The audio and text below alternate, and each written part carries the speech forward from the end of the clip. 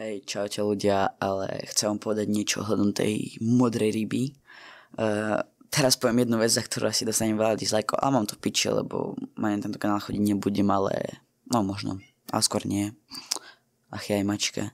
Zajo, no teda len toho som pozeral videjko a ostatní vám klamú. Predstavte si, hej. Proste, buď ticho. Mačka. Ale počúvajte, proste, ja som z Ruska, hej. Akože slovenský YouTube nepozerám vôbec a dneska som zapol, bolo tam v rekomendáciách, teda aj bolo to aj v trende a tak som to pozrel. Lebo v Rusku to bol veľký hype, akože chápete, to jednoducho to prejde. Ľudia, to není taká, že Ježiš, čo teraz budeme robiť, všetky deti zabijú.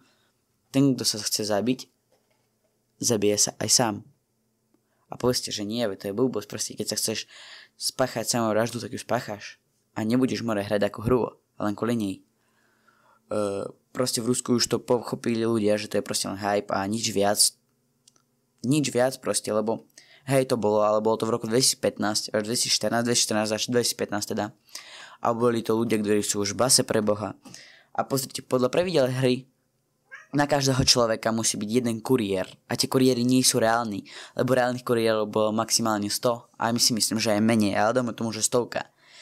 A je tých hashtagov viac ako 4000, ale dáme tomu, že 4000, tak si proste porozmýšľajte hlavou. Ak jeden kuriér a jeden samovražda, takže z tých kuriéry sú fejkoví, predstavte si. Proste už v Rusku prešiel ten hype, to ešte možno bude, to bude to isté ako challenge a takéto sračky, ale jednoducho to prejde. A vy poviete, ale bože, veď ale proste zistia, kde bývam, súradencov, meno a tak, ale viete, že oni vám posielajú rôzne obrázky, také sračky, na ktoré si kliknete a potom jednoducho si akože zistia vašu IP adresu, to není problém. Až plus minus povedať, že bývate v meste, to tiež není problém, lebo už to proste vedia zistiť jednoducho. Proste dajú vám jednoduchý vírus, čo ovládne každý človek. A vy tomu potom jednoducho veríte. Je to smutné teda a určite dá sa ísť za políciou. Akože, takže skôr ľudia, čo spáchali samovraždu, oni asi chceli spáchať a nie kvôli tejto hre, proste jednoducho, keď si jebnutý, tak si jebnutý. To už neopraví žiadna hra, akože, tak jasne, že treba poučiť o tom, že táto hra je pičovina, ale to je vo väčšine svoj hype. Tam zomrelo 100 ľudí pre Boha kvôli alkoholu a takým sračkám zomiera, no dobre, 100 000 ľudí.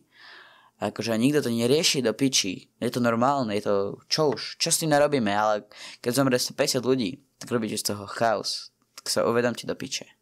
A to je koniec.